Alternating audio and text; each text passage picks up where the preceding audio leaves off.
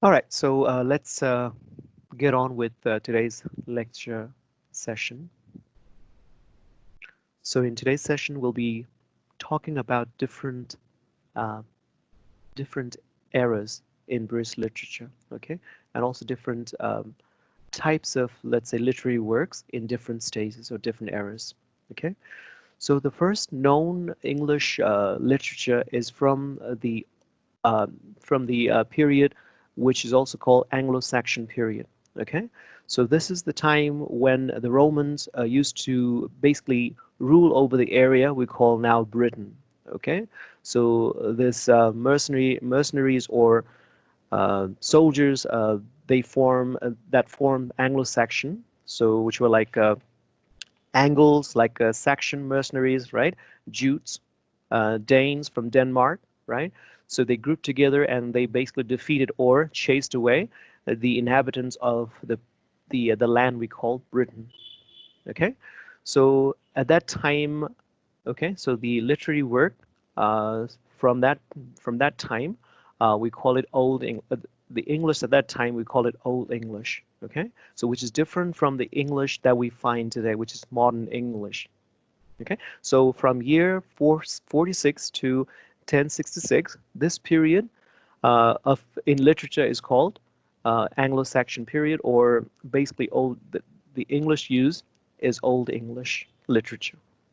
Okay, so in terms of content of in the literature itself, okay, so at that time the literature had like a strong religious belief.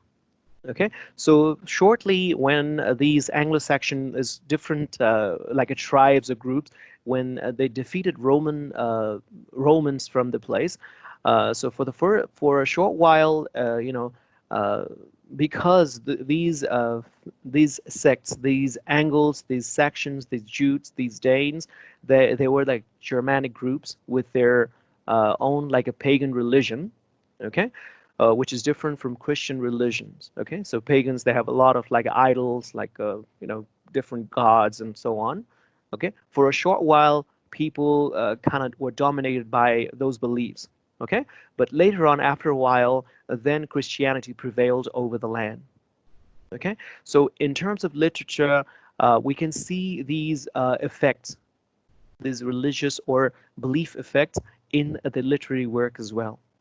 Okay, so like when you read these literature, you see the sharp contrast between the Christian belief and also pagan beliefs in these literatures. Okay, so also you will find the heroic admiration in these uh, literary works.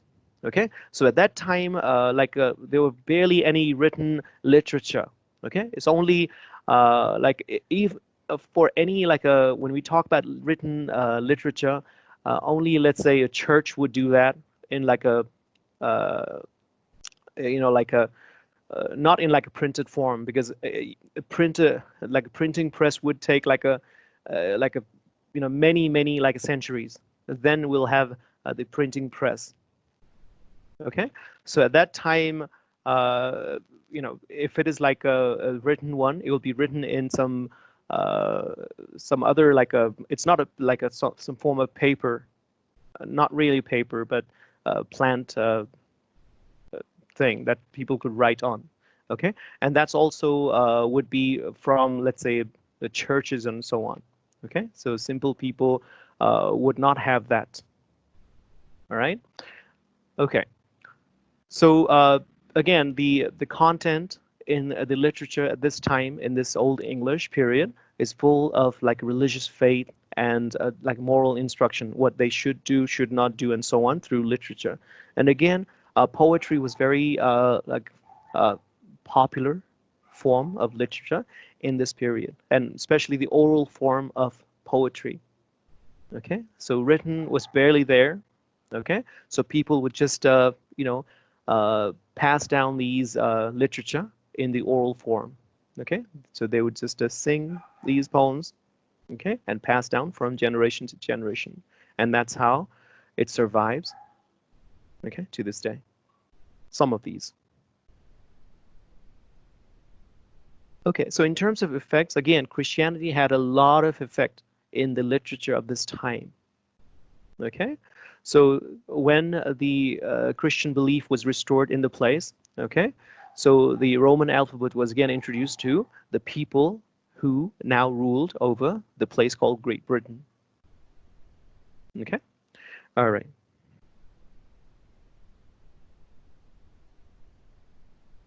So in terms of styles or genre of literature, okay, oral tradition was the tradition of that time. Okay, people were not used to writing. Okay, many people would not even know how to write at that time. Okay, so this is the period when people were constantly like warring with each other. Okay, you had like different tribes in Europe. Okay, and they had like constant like a war, a struggle, the conflict with each other. Okay, so there were not many literary works as well that survives or that were from this era. Okay, from this Anglo-Saxon period, the Old English literature period. Okay, so again, poetry is a dominant genre at this time. Okay, you did not have like books that we see now. Okay, that's only after the printing press was invented in 1440. All right, so we're talking about the time well before the printing press was invented. Okay, so some of the form of poetry from this time would be the caesura. Okay, I think it's pronounced a little differently. The word, if I am to pronounce it, it's like caesura, but it's pronounced a little differently. Okay, caesura or something. All right, so in this type of work, okay, so you have like a pause somewhere in the line. So you have a line in the poetry, okay? So there will be, usually the pause would be in the middle. So there will be like two parallel lines, okay? So that symbolizes the pause. So if someone is singing the poem, okay, or reciting the poem, then they would give a small pause when they encounter that the two parallel lines, okay? Then they would continue to the end of the line, okay? Then they would continue another line in the poem. Then where there's like two lines, they would give a pause, and then they would continue like that. Okay, so it's to basically facilitate the oral tradition of the literature delivery. Okay, mostly poetry. Okay, then you have the alliteration. Okay, so the alliteration would be the occurrence of the same letter or sounds at the beginning of adjacent or closely connected words. So you have the poem, okay, and the poems, some words in the poem in one sentence would start with the same letter or sound.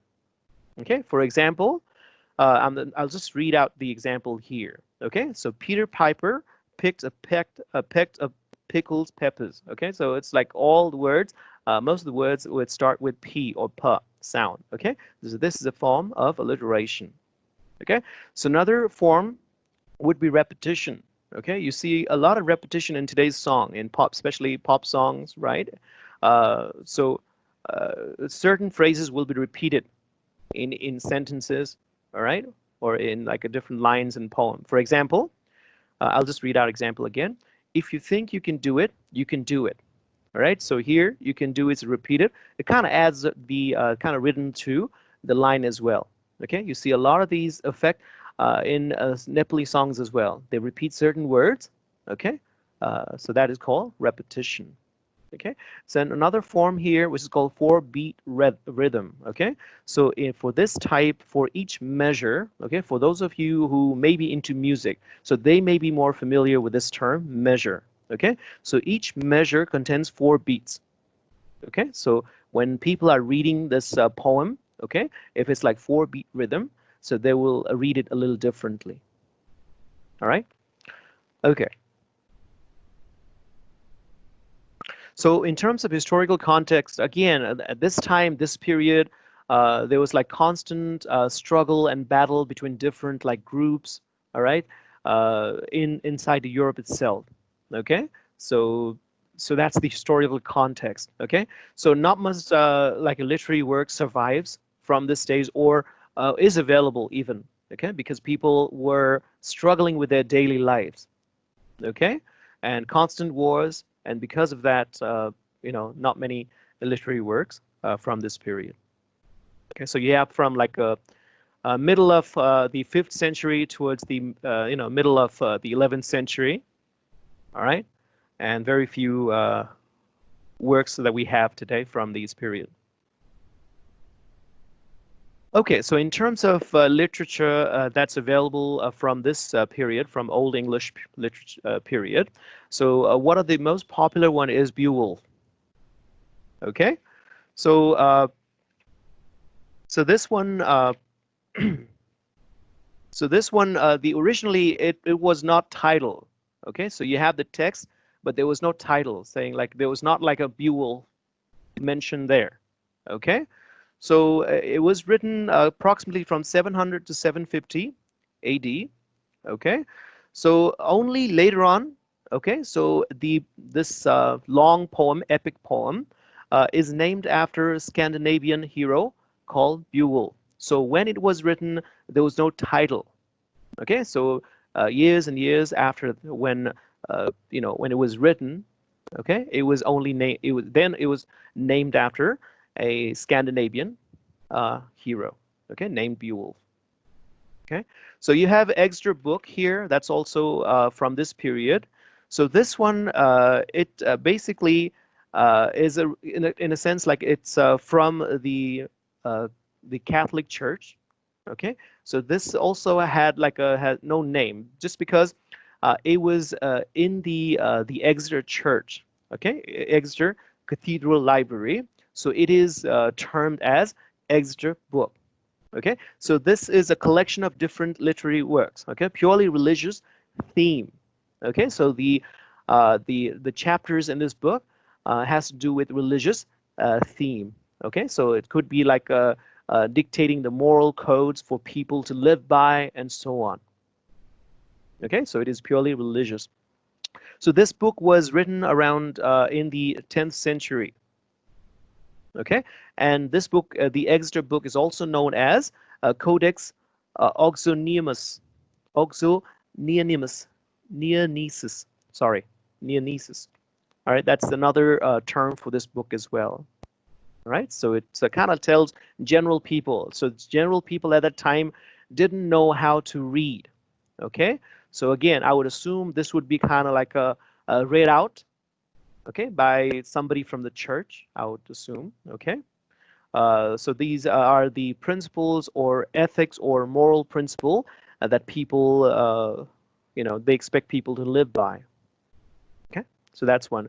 The Venerable Bede, that's the name of a person. It's he's an English Benedictine monk. Okay, and he has written this book called Ecclesiastical History of English People. Okay, so consequently, this Bede has gained the title of Father of English History. Okay, so he has written a book, Ecclesiastical History, which is ecclesiastical. It's another term. The synonym would be something that is concerned with church, Christian church, right? So the history of English people. So this kind of, I assume, documents the history of the people in England. Right? So he's also known as the father of English history. Right? He's the first person, the account that is there, which describes people of that time, the historical account of that time. Okay, so that's the key literature and author from the Old English period. Okay, all right. So this is Beowulf. So on the right-hand side, you will find Old English form. Okay, and on the left-hand side, you have Modern English form. Okay, so Old English is also known as Anglo-Saxon English. Okay, the proper term would be Old English. Okay, and the modern term, Modern English, you all are familiar with. Okay, so many words actually are borrowed from Old English. Okay, so even though when you read Old English, you may not be able to read it, so there are many words that you will find that they have their origin or root in the Old English. Okay, so if you're interested, you can do some research in it, and you'll find many words that are still, used in English today. Okay, that have their root in the Old English. Okay, so then after Anglo-Saxon period or Old English, you have Middle English period in literature. Okay, so this is from the year 1066. Okay, towards the middle of the 11th century and towards the ending period towards 15th century or 1485. Okay, so during this period, again, there was the rise of like a like adventure in the form of knights, right? In the form of knights, and how like a hero would treat like a a heroine. Okay, so all of these things are reflected in the literature of this time. Okay, and again, the religion still big part in the society in the society at the place at the time. Okay, so you still find these things in the content in the literature at that time. So okay, religion played a big role in people's life at this period in the Middle English period. Okay, so chivalric code of honor, like treating like women or females right. Okay, so it's still like when you see like in some movies, you may see like a gentleman like kneeling down before like a lady, right? So these codes would be reflected in the literature itself. Okay, so you have like a hero who would kind of fight with enemies and save a girl, right? So these things would be the common theme in the literature of this time. Okay, the same thing, romances. Okay, kind of has to do with chivalric code in these literature. And again, religion, devotion is the major theme as well. Okay, so still in terms of style or delivery, the oral tradition continues with through the Middle English period as well, because again, not much is available, or people are not really and only who are like who belong to, let's say, aristocratic or ruling class. They could write basically. All right. So the common masses, all right, the peasants, in other words, okay, the farmers, they don't have this like no, they didn't know how to write, okay, or read. Okay, they would listen to basically these literature. They would just recite out of their memory. They heard from let's say somebody, okay, and it's passed down through oral tradition.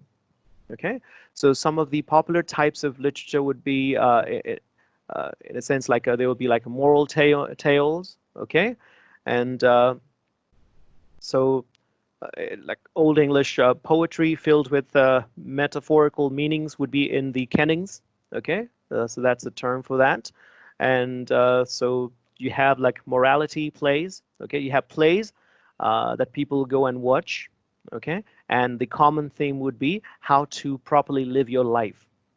Okay, and you also have this mystery and miracle plays in in the theme for the plays. Okay, so folk ballads. Okay, so it's dance type, and also frame stories. So in frame stories, you would have like story inside story. Okay, so let's say like a story begins with characters, and inside the story, the character would then start telling another story. Okay, so that's also common, like a genre or style of writing during Middle English period.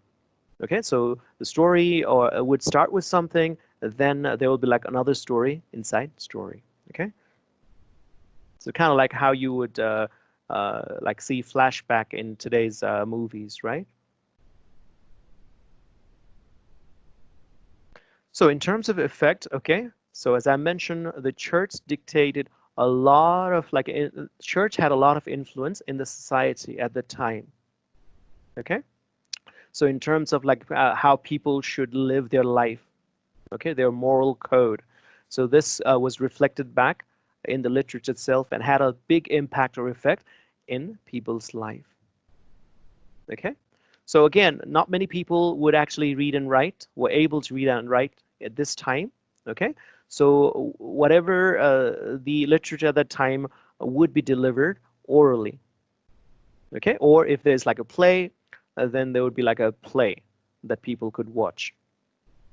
from this period. The historical context will be during this time, the Islam. This is the time when the world saw the rise of Islam. Okay, Muslim rulers.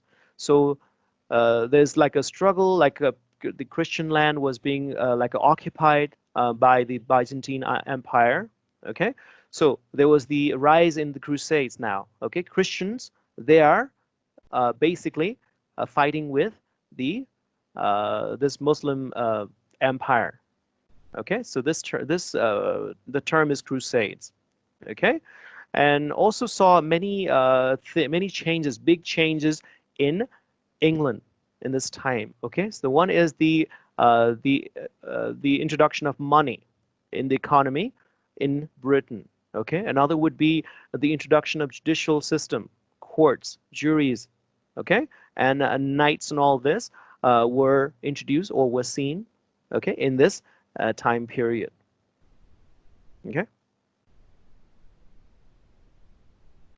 So in terms of literature from this period that we have available still now would be Domesday Book.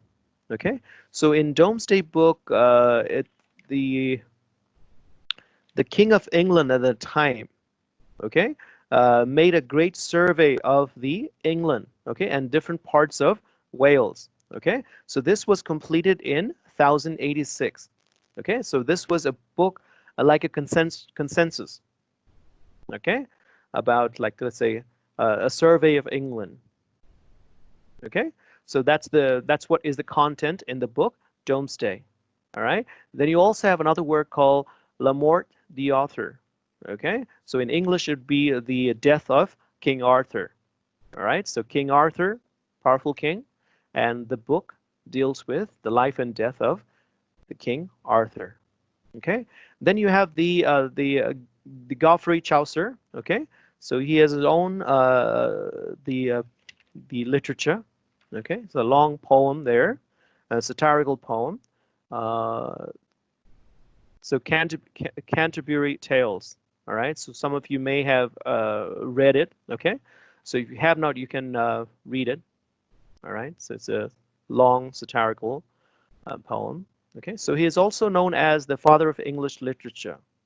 Okay, so not many people, writers from this time. Okay, and his has like a big influence in the English literature of the time. Okay. All right, then comes the Renaissance. Okay, the period from 1485 till 1660. Okay, or revival in a sense. So in this time period, okay, so there's like a shift from like before this time period in the Old English and the Middle English, the common theme would be mainly primarily religion, okay, or in particular Christianity. So from Renaissance, the theme changed. Not only there's still like a religious theme left, but it also kind of drift towards other dimensions. Okay, so development of human potential, okay, and heroism, all right, and different like a romances, right? All of these kind of like occupied in terms of content during Renaissance. Okay, so in terms of the style, okay, the poetry like sonnets, okay, so all of you guys I assume have read some works by William Shakespeare, right? So that's he's a prominent figure from Renaissance. Okay, so mostly you have like dramas, poets, as well as all these types of different like tragedies, comedies, different literary works. All right, so that's I see a lot of works from Renaissance. All right. So in terms of the historical context, the England at this time, during the Renaissance period, was undergoing its own civil war, okay? Or it's also called War of Roses, okay? So civil war was going on during this time, Okay, and also uh, the printing press was invented in 1440 in Gutenberg in France. Okay, so after the introduction of the printing press, you have the explosion of, in a sense, the written literature. Okay, so before that, very few written literature was available. Okay, and also the economy also changed this time. Okay, from the agriculture based to more like a trading economy. All right. So and England was a key player in there. All right. In terms of the key figures in literature this time, you have like a William Shakespeare, of course. I assume you all are familiar with. Okay. So John Donne. Okay, and all of these writers of this time. Okay. So Christopher Marlowe, okay, he had a famous work, which is The Jew from Malta, okay, and Andrew Marvell, the popular works, his works would be more like a metaphysical poetry, okay, so uh, different like poetic works, uh, these are popular or famous for, okay, during this time period. Okay, so after Renaissance, you have like a neoclassical period. Okay, this is from the year 1660 until 1798. Okay, so the common like a content or theme would be about like how man is kind of like basically evil. Okay, so emphasis on the reason and logic as well. So if you read like a works, literary works from this period, so you'll find this content in there. Okay. All right. So in terms of style, so again, poetry is hugely popular. Okay. So again, because the printing press was already introduced, so novels became more popular during the neoclassical period. Okay. So in the Renaissance, you have like a sonnets and like a long epic poems. So now you have all different types of literary works. Like you have variety, like in terms of, let's say, essays, like letters, right? Besides like novels and short like books. Okay. All right. So in terms of historical context, this time is when the industrial, I think, revolution happened in England or in Britain. Okay. So people were like departing from the farmlands. Okay. And basically people are moving to the cities. Okay. So rural areas were being like a sparsely populated, and you see like a overpopulation in the main cities like London. All right. So this is also seen in literary works as well. Okay, and also the level of literacy also increased during this period. Okay, you already have the printing press and books and so on. So people's reach to literacy rose dramatically as well. Okay, the key figures, literary figures from this period would be the Alexander Pope. Okay, so some of his works, popular works would be the Messiah and Don Quixote. Okay, so you have like a John Dryden. All right, so his popular works would be Mandel, Mac Flecknoe. All right, then you have Jonathan Swift. I think some of you guys may have read his like a kids like a or some of book called Gulliver's Travel, right? So he has written that. Then you have like Daniel Defoe. Robinson Crusoe is a popular work by him. Okay. All right.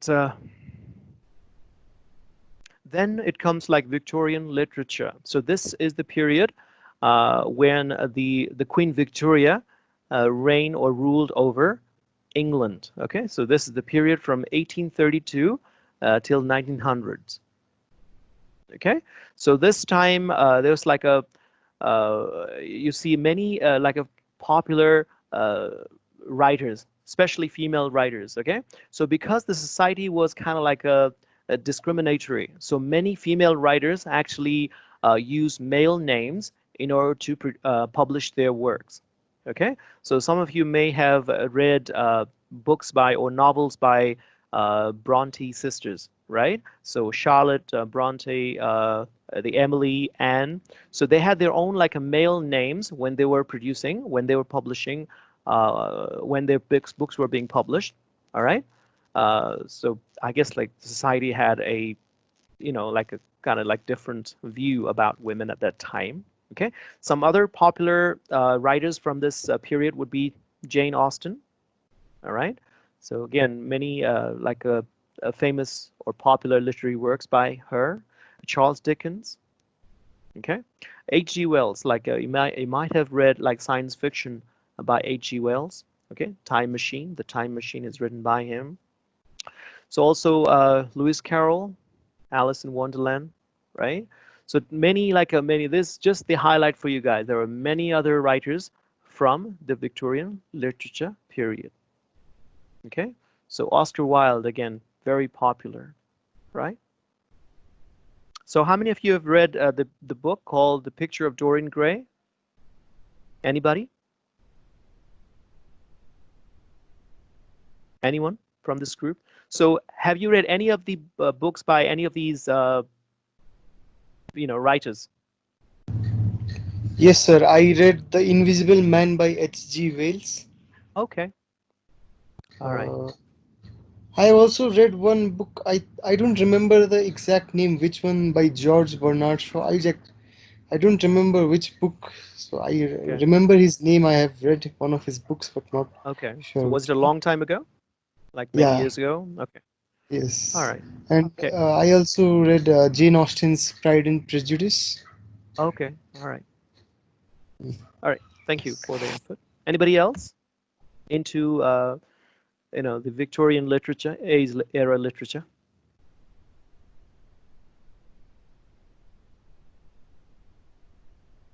Okay, Ria, she read Oscar Wilde. So which book or novel have you read, Ria?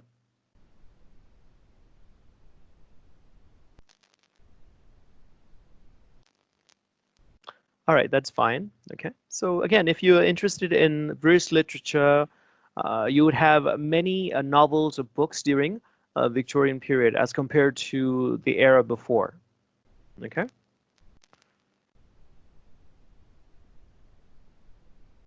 Okay, so we come to the 20th century, okay, or 1900s English, like British literature.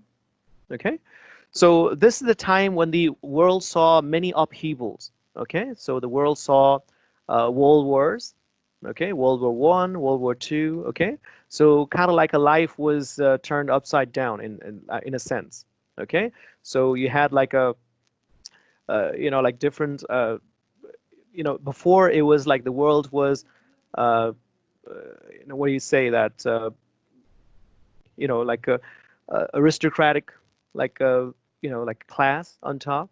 So the after the world wars like saw the increase in middle class people. Okay, so in a sense the market for the literature also grew, literary works, okay, during 20th century. All right, so some of the popular writers from this period would be George Orwell. Okay, so again, kind of very. I would actually ask you guys to read some of like his books. Okay, whether it's like Animal Farm or 1984. Okay, kind of gives a good kind of stark picture. All right, about the world. Okay, so Rudyard Kipling. Okay, Jungle Book. Some of you may have read it in simplified form in your early days. Okay, and J.R.R. Tolkien, very popular. Lord of the Rings also made like also like a you can find the movies based on the book. Okay, The Hobbit is also popular. So both of these are have been made into movies. Okay, all right. So you have a like a big figure here, Virginia Woolf. Okay, so she's also kind of like credited to as a for the feminist movement. Okay, although the feminist movement of 70s started like well after her death. Okay, so her works, her literary works, kind of like is inspiring to to feminism. All right, so if you're interested in that, definitely you can read some of her works. I think she actually committed suicide. So yes, Virginia Woolf, as well as Oscar Wilde, I think. Okay. Uh,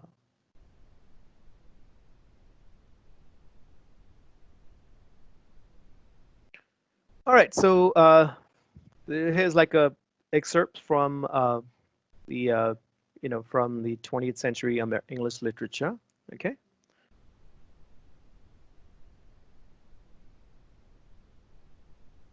So then you have the modern day literature. Okay. So I assume you guys are more familiar with the modern day literature. Okay. So if I were to ask you, have you read Harry Potter? Have you heard Harry Potter about Harry Potter? I assume most of you guys would say yes, okay, as compared to, let's say, from the Victorian era or uh, from the 20th century era. Okay. All right. So J.R. Rowling, uh, okay, because of her literary works, I think she is one of the richest female in the world or in England. All right.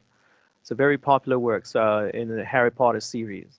Okay, so you also have Douglas Adams with his Hitchhiker's Guide to Galaxy. Okay, definitely popular works. If you can find it, I would recommend you guys read it for fun, at least. Okay. In terms of modern day literature, again, you can also read this gentleman's work. He's a popular atheist. Okay, so his works would be kind of inspiring atheist beliefs. Okay, so some of his popular works are Selfish Gene, The God Delusion.